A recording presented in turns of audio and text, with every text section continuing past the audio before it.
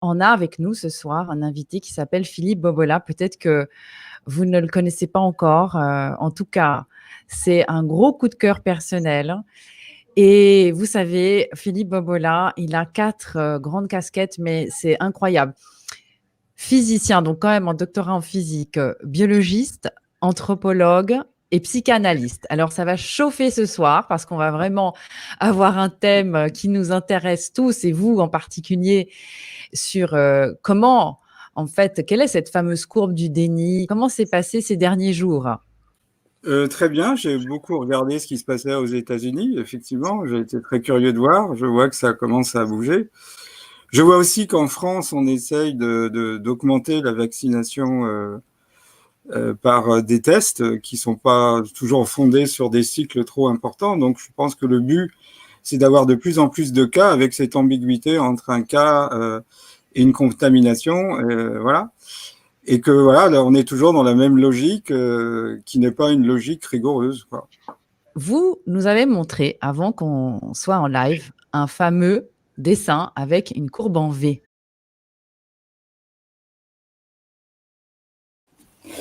Alors, c'est la courbe qui régit le changement. Alors, on va prendre un exemple un peu caricatural, vous m'excuserez, puis après, on passera à la situation actuelle.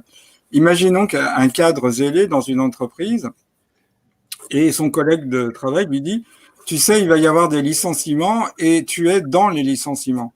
La première réaction, ça va être le déni.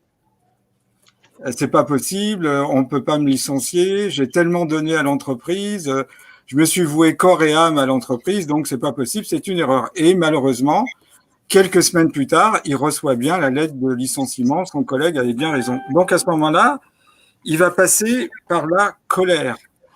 Comment on a osé me licencier alors que moi j'ai tellement donné à l'entreprise, c'est pas juste. Et puis mon collègue qui m'annonce ça, il n'est pas licencié, pourquoi moi, etc., etc. Et puis après, il se trouve que ce monsieur a 55 ans, il rentre dans la peur. Mais est-ce que je vais retrouver un travail? Est-ce que ça sera possible de rebondir? Est-ce que je trouverai à nouveau une activité professionnelle? Est-ce que je suis capable de me réorienter? Et puis, il arrive au bout, vous voyez, à chaque fois, on descend dans l'énergie, il arrive à la dépression. Voilà, la tristesse. Et ça, ce mécanisme, il est naturel de le passer. Notre cerveau doit passer par ces étapes. La colère, la peur, la dépression, la tristesse. Mais après, on va remonter et on va accepter la situation. Et finalement, on va se rendre compte que c'était peut-être l'opportunité de laisser ce travail qui nous ennuyait. On va pardonner à l'entreprise de nous avoir licenciés. On va être en quête de sens nouveau. On va repartir dans de nouvelles expérimentations jusqu'à arriver à une paix intérieure et une sérénité. Donc, vous voyez, on descend en énergie, on arrive au plus bas et on remonte en énergie. Alors, cette courbe, on l'appelle la vallée des larmes, vous comprenez pourquoi. On descend, on pleure, puis après, on remonte. Alors, ces étapes, on va les passer plus ou moins rapidement. Donc, quand on vit ces étapes, on a l'impression qu'on est faible. Pas du tout. Notre cerveau est fait pour les vivre. Alors, on va reprendre cette courbe, mais on va regarder la situation actuelle. Alors, on va regarder ce qui est intéressant pour le gouvernement quand il est dans cette partie décroissante. Le déni, bah ça c'est génial pour le gouvernement. C'est tous les gens qui disent, bah non, il y a aucune anomalie. Le gouvernement, il fait ce qu'il peut, etc. Donc, pas de danger. La colère, alors c'est bien, il y a des colères justifiées, mais la colère, ça permet de mettre une étiquette sur les gens. Alors effectivement, on utilise habilement cette colère. C'est les antifas, c'est les gilets jaunes à une époque, c'est les gens qui sont complotistes aussi. Alors je reviendrai sur le terme complot parce que c'est vraiment une atteinte à la, comment dirais-je, quand on nous déclare complotiste, c'est comme si on nous avait enlevé l'appartenance à la société. Et ça, c'est le pire que puisse vivre un individu quand il est chassé de sa famille ou chassé du groupe. Chez les peuples traditionnels, quand on dit de quelqu'un qu'il est complotiste, ou ça veut dire qu'il est chassé du groupe, bah c'est pire que d'aller en prison. La prison, c'est plus confortable que d'être chassé. On a tous besoin d'une appartenance. On a tous besoin de faire partie d'un groupe. C'est pour ça que la plupart des gens, au début, ils se protégeaient, ils avaient peur d'être complotistes. C'est comme si on perdait l'appartenance au groupe. à la société. Alors la peur, il y a des disciplines nouvelles qui sont nées, les collapsologues, les effondristes. Alors ceux-là, ils font peur, et puis effectivement, la peur est exploitée, puisqu'on exploite la peur numéro 1 chez l'homme, c'est la peur de mourir. Et puis, le thème du virus, c'est vraiment la maladie et la peur de mourir. Et puis après, on a tous ceux qui sont dépressifs, et alors ceux-là, ils sont pas dangereux parce que ils se sont mis de côté, ils ne croient plus en rien. Moi, ce qui m'intéresse, c'est d'amener les gens dans cette partie-là, parce que vous voyez, là, on retrouve tout de suite de l'énergie. On abandonne la tourmente émotionnelle. Alors, je voudrais ajouter que dans mon travail de physicien, j'ai beaucoup travaillé sur le temps. Alors, on va dire que l'image qu'on a tous, c'est quelque chose qui s'écoule régulièrement, sans accélération ni décélération. Mais la physique théorique nous montre qu'il peut y avoir d'autres temporalités qui peuvent s'écouler plus rapidement que le présent. On va les appeler des futurs. Et comme ils n'ont pas encore une incidence sur le présent, on va les appeler les futurs potentiels. Et puis, il peut y avoir, à l'opposé, des temps qui s'écoulent plus lentement que le présent. On va les appeler passés potentiels. Et ces deux temporalités qui encadrent le présent sont fondamentales et ils dépendent de nos émotions. Si on est dans la colère, la peur, la frustration, l'angoisse, etc., on va faire venir des potentialités qui ouvrent les portes d'un futur pas agréable, et on va appeler ça va introduire la chronique de Jean-Jacques, le grand reset, c'est-à-dire le formatage absolu, l'uniformisation. D'ailleurs, vous voyez bien que ce qu'on vit, c'est la fusion du communisme et du capitalisme. Le communisme, c'est mettre en commun, là, c'est uniformiser. Or, je vais faire une différence entre l'unité qui est la somme des complémentarités, où chaque élément complémentaire du tout a sa place, et ce qu'on vit, c'est l'uniformisation. Et donc, on a utilisé les deux régimes politiques qu'on a fait fusionner. Le régime communiste avec sa désinformation, à l'époque, c'était la Pravda, et ceux qui ont connu l'ex-URSS ont vu exactement ça. Vous remplacez complotiste par ennemi de classe, où à une époque, le communisme, aux États-Unis, le McCarthyisme, c'était la pire des insultes, c'est l'équivalent du complotiste. Ou à une époque, en France et en Europe, on avait à la place du complotiste, tu fais partie d'une secte. Donc il faut toujours stigmatiser les gens de façon à les retirer du bon sens commun, leur enlever leur appartenance. Et c'est pour ça que même des gens qui avaient vu la situation avaient toujours en préambule « je ne suis pas complotiste ». Parce que être complotiste, c'est perdre son appartenance au groupe. Et c'est pour ça que ça a une force, ce terme. Et donc, il est venu progressivement. Alors, si effectivement, on est plus dans une remontée d'énergie, on peut se dire, finalement, ce qui se passe, c'est l'opportunité d'une renaissance de l'humanité par un grand reset. Et en se connectant à la bienveillance pour soi, pour les autres, voir si on peut l'amour, les potentialités qu'on va pervenir seront complètement différentes. Et finalement, ce qu'on vit, c'est une guerre spirituelle. C'est la guerre de la lumière et de l'ombre, c'est la guerre du futur et du passé. Et si nous, on devient des vrais guerriers de lumière, on doit être de ce côté-là. Il faut accepter la situation, on trouvera une quête de sens et une nouvelle expérimentation, et enfin, le but, c'est d'arriver en haut, la paix intérieure et la sérénité. Et cette courbe, elle est fondamentale. Déjà, vous comprenez que quand on est dans la partie décroissante en énergie, on essaye de canaliser la société, la peur, la colère, la tristesse et le déni. Mais effectivement, on peut remonter de l'autre côté de la courbe. Alors, je voudrais dire deux mots de l'ingénierie sociale. Bon, tout le monde sait qu'Édouard Bernays est à l'origine de l'ingénierie sociale, mais là, l'ingénierie sociale est mise en mal parce que Édouard Bernays insistait vraiment sur le fait que le gouvernement devait être invisible. Il disait la manipulation consciente et intelligente des opinions et habitudes arrangées est fondamentale dans une société démocratique. Ceux qui manipulent ce mécanisme social imperceptible forment un gouvernement invisible et dirigent véritablement ce pays. C'est ce qu'il dit dans son ouvrage Propaganda de 1928. Donc, il s'est appuyé sur deux Français, Gustave Lebon, qui a travaillé sur la psychologie de foule, et Gabriel Tardet, qui lui aussi a travaillé sur un processus qui est propre aux foules, c'est le processus d'imitation, qui transforme l'individu en une sorte d'âme groupe. Mhm. Et ce qu'on voit, c'est que en période de crise, il y a comme une régression. Alors, certains auditeurs ont peut-être entendu parler de l'analyse transactionnelle, hein, mais nous avons simultanément en nous trois personnages. Un enfant, un adulte, un parent. En période de crise, on régresse. Et souvent, on va contacter l'enfant qu'on a été, bien qu'on soit adulte. Et on va contacter l'enfant docile ou l'enfant rebelle. Donc, effectivement, ceux qui ont tout de suite vu, qui ont refusé, qui ont un principe de résistance, ont contacté leur enfant rebelle. Et puis, il y a beaucoup de gens qui ont contacté un enfant docile. Mais on peut en sortir. Mais en période de crise, il y a cette espèce de régression. Ensuite, on a besoin de projeter sur ton gouvernement une sorte de protection paternelle. Voilà. Et donc, les gens ont un postulat qui est fort, c'est que le gouvernement nous veut du bien, comme les parents sont supposés, vis-à-vis des enfants, nous vouloir du bien. Et au bout d'un moment, ça devient illogique. Et moi, ce qui m'intéresse, c'est comment on a habilement utilisé la dissonance cognitive. Alors, la dissonance cognitive, c'est quand un individu est confronté à deux logiques cognitives différentes et ces logiques vont s'affronter. Donc, est-ce qu'il faut porter le masque? On nous dit que le masque, n'est pas utile, puis après, il faut porter le masque. C'est ce qu'a fait l'OMS.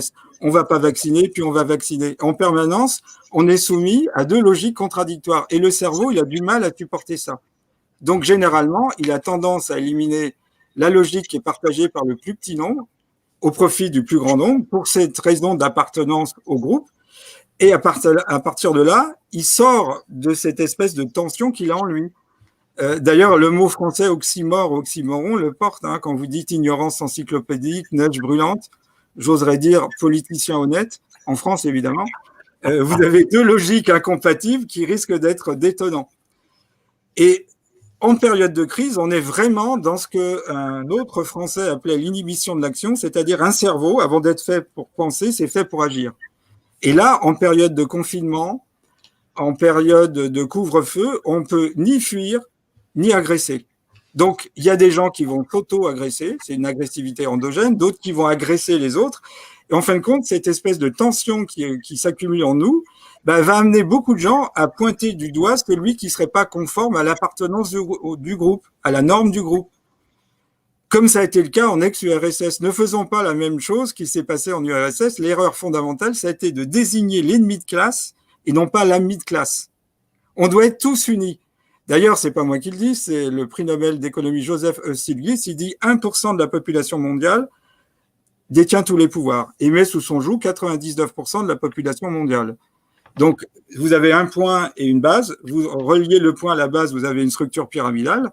Comment c'est possible? C'est possible par la désinformation, donc les médias, et la dissonance cognitive, tous les outils de l'ingénierie sociale qu'ils utilisent depuis des années, et puis surtout par la division.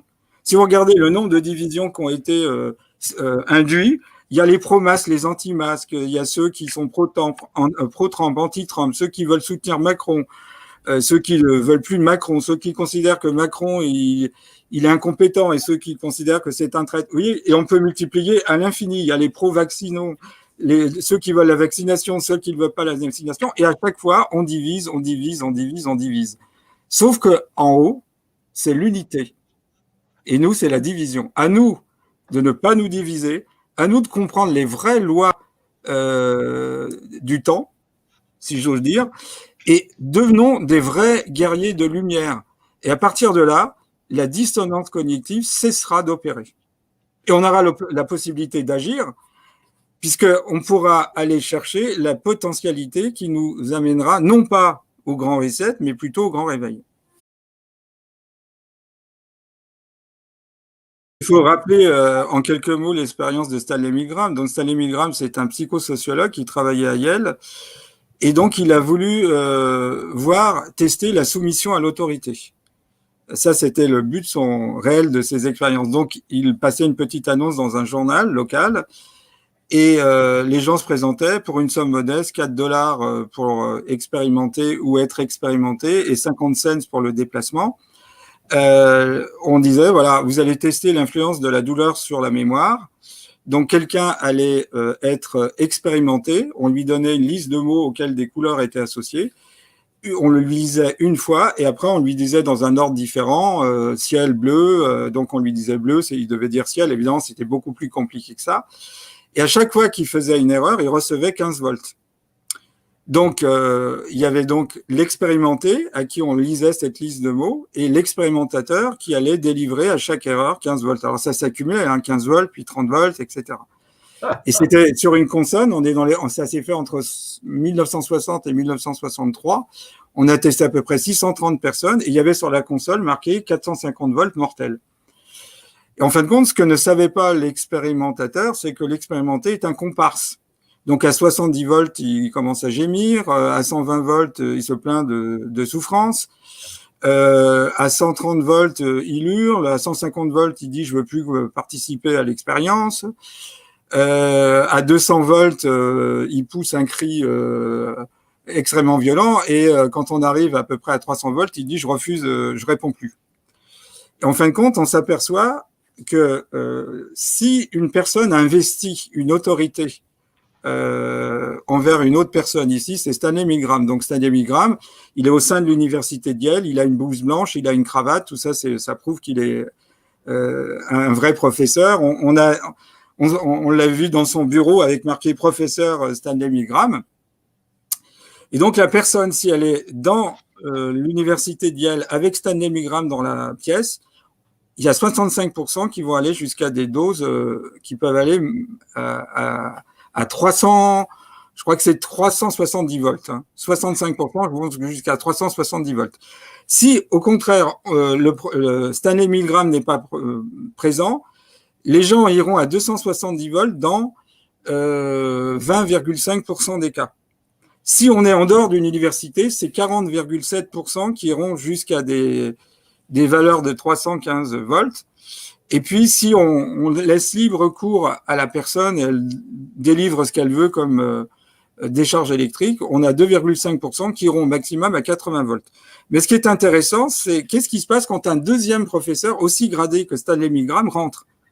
Il y a un conflit d'autorité. Le deuxième professeur va dire « mais ce que vous faites, ça n'a aucun sens. Jamais on a vu une influence de la douleur sur la mémoire. » Et la personne qui était peut-être partie dans 65% des cas pour délivrer jusqu'à 370 volts arrête net. Et Didier Raoult a joué ce rôle de deuxième professeur. C'est-à-dire que face au bruit que les médias faisaient répondre, il a été le deuxième professeur qui s'opposait aux petits professeurs qui venaient à la télévision. Et on a vu quelque chose d'absolument incroyable. Ce grand infectiologue, je donnerai cette image, c'est comme si sur les plateaux, on avait un prof de lycée qui venait parler avec un prix Nobel de physique et lui donnait des leçons d'infectiologie. C'est ça. Voilà. Et donc, il a joué un grand rôle, de même que Christian Perron et le professeur Toussaint, tous les trois professeurs, mais il y a eu un conflit d'autorité. Il a été le grain de sable qui a empêché de tourner. Car si on n'avait pas eu un Didier Raoult, on n'aurait pas eu une deuxième autorité. Et donc, on voit bien que l'ingénierie sociale, depuis notre plus tendre enfance, nous a soumis à une autorité. Et il y a un postulat chez beaucoup de gens, c'est que déjà le gouvernement nous vaut des biens et la science produit la vérité. Et donc, c'est ce que les gens sont en train de découvrir progressivement. C'est pour ça qu'il y a une perte de repères, parce que des gens découvrent que la science pourrait mentir, que la science pourrait être aux mains, ce qu'on savait depuis des années, de Big Pharma. Et donc, voilà, le rôle de Raoult a été beaucoup plus important qu'on ne le pense. Outre le fait qu'il a proposé un traitement, il a joué vraiment le rôle d'une deuxième autorité. Alors, je voudrais ajouter 3 choses qui sont importantes pour le masque. Premièrement, il y a des travaux, entre autres de Pierre-Marie Liédot, qui montrent que notre cerveau se renouvelle, certaines zones, l'amygdale et l'hippocampe, qui sont impliquées dans la mémoire et la gestion de l'émotion, et ça passe par l'olfaction.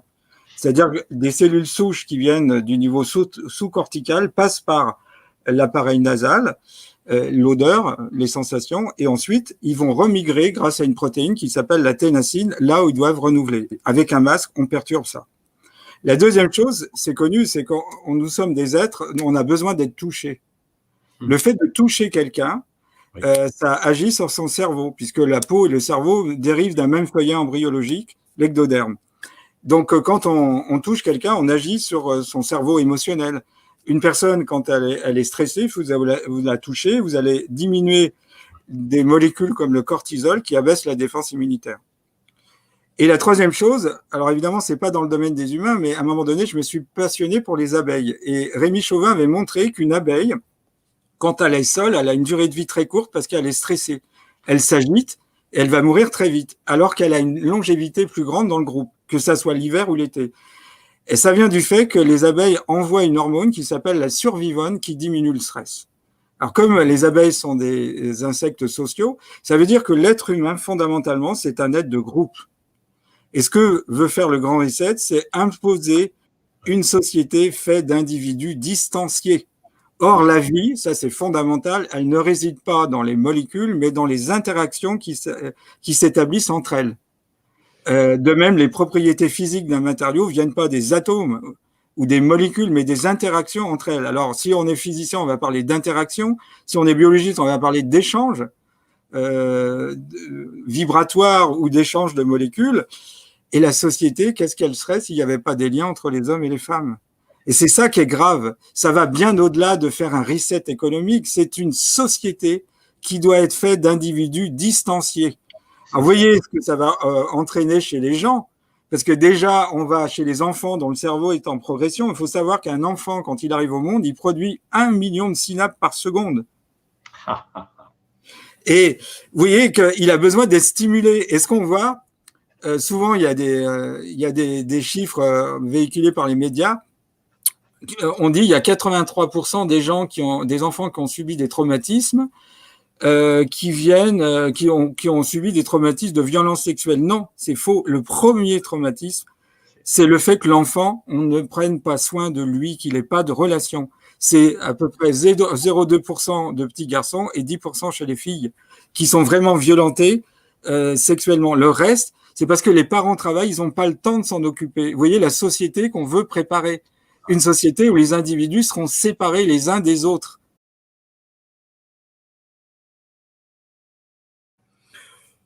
C'est-à-dire que oui, on est arrivé à un point où on a fait croire aux gens que le problème, c'est la surpopulation. En fin de compte, c'est la mauvaise répartition du globe terrestre, que ce soit l'agriculture, etc. Et on arrive même à un paradoxe, c'est qu'il y a des gens qui disent l'humanité disparaîtra, bon débarras. Voilà. Alors effectivement, on n'est plus dans une approche scientifique. Si on prend les grands philosophes des sciences, notamment Karl Popper, dont George Soros a détourné le travail avec son étude La société ouverte et ses ennemis, nous dit qu'il faut qu'un discours, entre autres, pour qu'il soit scientifique, il faut qu'il obéisse à la falsifiabilité ou la réfutabilité. Si un système a toujours raison, il n'est pas scientifique. Voilà. Vous pouvez dire, dans la magie, ça n'a pas marché parce qu'il y a un esprit malsain qui est venu contrarier le rituel que j'ai fait et il n'est pas opératif. Mais si vous regardez le débat français, il n'y a pas de contradiction. Dès que vous êtes en questionnement du bien fondé des mesures gouvernementales ou des bien fondés d'un traitement, vous êtes complotiste. C'est ça. Ça veut dire que le système, il est plus scientifique. Et un autre philosophe des sciences, Hermé Lakatos, disait que la science, si elle n'a pas ce degré d'ouverture qui lui permet d'avoir certes un noyau dur, qu'il appelait l'heuristique négative, comme en physique, par exemple, l'élément fondamental de la matière, c'est l'atome, en biologie, c'est la cellule, mais il y a une heuristique positive qui doit évoluer. Si à un moment donné, elle ne peut pas évoluer, on est dans un système dogmatique. Et Hannah Arendt rappelait qu'entre le fascisme et un régime totalitaire, que le régime totalitaire, il obéit toutes les sphères de notre vie. C'est exactement ce qui est en train de se faire. C'est-à-dire, on veut nous expliquer comment il faut recevoir notre famille. Les personnes d'un certain âge, on appréciera, devront manger en dehors, avoir un masque. On nous explique comment mettre un masque. On nous explique quand il faut sortir. Voilà, tout est contrôlé. Donc, c'est bien le signe qu'on est passé d'un régime fasciste à un régime totalitaire. Et alors, autre élément intéressant, Hannah Arendt nous dit que une des caractéristiques d'un régime totalitaire, c'est l'inversion des élites. C'est-à-dire, on met en avant les gens qui ne sont pas compétents. Si vous regardez la commission scientifique, c'est à mourir de rire. Il n'y a rien de scientifique. Donc, le scientifique doit obéir au politique, alors que normalement, le politique doit prendre appui sur la science dans une société qui ne sera jamais idéale. Mais là, la science est muselée par le politique. Vous voyez, en fin de compte, on pourrait faire de l'épidémiologie comparée. La question essentielle, c'est pourquoi des pays pauvres ont moins de morts que nous. Si vous dites ça, complotiste. Pourquoi, à un moment donné, certains pays qui n'ont pas utilisé le confinement ont moins de morts? Complotistes. Et vous voyez bien qu'à un moment donné, si le discours est excluant et uniquement en termes de complotiste, il est plus scientifique. Si, c'est indéniable. On voit qu'on a progressé dans le sens où il y a une prise de conscience que, effectivement, on ne peut pas tout expliquer par le complotiste. Il y a des questions qui dérangent et les médias commencent un petit peu à tourner, un peu par opportuniste, mais on voit que ça a évolué. Moi, je vois par exemple des gens qui étaient vraiment dans le déni, mais non, et qui maintenant disent oui, c'est vrai qu'il y a des problèmes. Donc, je dirais qu'il y a 3 catégories de gens. Il y a ceux qui restent dans le déni, ceux qui commencent à se poser des questions, et c'est ceux-là qui m'intéressent, puis ceux qui ont compris. Et donc, il ne faut pas faire la guerre à ceux qui n'ont pas compris, mais il faut arriver à faire que les 2 tiers puissent donner une impulsion à la société française. Mais moi, je le constate, oui, tout à fait. Le but du Grand Reset, je pense que Jean-Jacques en parlera, c'est aussi de créer un nouvel homme. Et c'est de créer un homme transhumain. Donc, effectivement, ils veulent pas de l'ancien modèle, si je puis dire. Pour eux, cet ancien modèle, ça leur plaît pas. C'est-à-dire un homme qui est fait d'une humaine nature avec une irrationalité, etc. Ils veulent des gens entièrement contrôlables, contrôlés, des cyborgs. Et donc, ça explique aussi qu'ils ont besoin de faire un reset en nombre des gens. Mais je pense que les gens, notamment vis-à-vis du vaccin, c'est une thérapie génique, hein, on devient un OGM. Je pense que les gens commencent à comprendre, alors que les gens étaient plutôt ouverts en disant pourquoi pas le vaccin. Maintenant, non, ça monte en puissance. Je vais participer au sommet de la conscience qui est organisé par Anna Andrea. Il est arrivé qu'il y ait 250 000 personnes, donc je ferai une intervention dimanche de cette semaine à 18h, justement sur ces histoires de temps. Donc c'est intéressant parce que ça permet de se brancher sur un excellent égrégore. C'est l'opportunité aussi d'avoir plus de compléments. Je leur dirais aussi qu'effectivement, ils peuvent aussi retrouver dans ma vidéo, pour comprendre l'ingénierie sociale, plus d'éléments que j'ai fait ce soir. Et en quelque sorte, le travail qu'avait fait Emma était un résumé très bien fait de ce que j'avais fait. Et puis, je pense qu'on arrive à un moment donné où on sent, c'est intuitif, qu'ils ne passeront pas. Ils ont été trop loin. Je pense que la machine s'est emballée. Ils font erreur sur erreur. On sent bien qu'ils paniquent. Et ça, il faut avoir conscience. Il faut inverser. C'est eux qui devraient avoir peur de nous et non pas nous qui devrions avoir peur d'eux. Et ça, je pense que c'est important. On parlait d'inversion. Il faut inverser. Juridiquement, on a inversé la charge de la preuve. Il faut inverser la charge de la peur vis-à-vis de ce qui se passe actuellement. Voilà ce que j'ai envie de dire.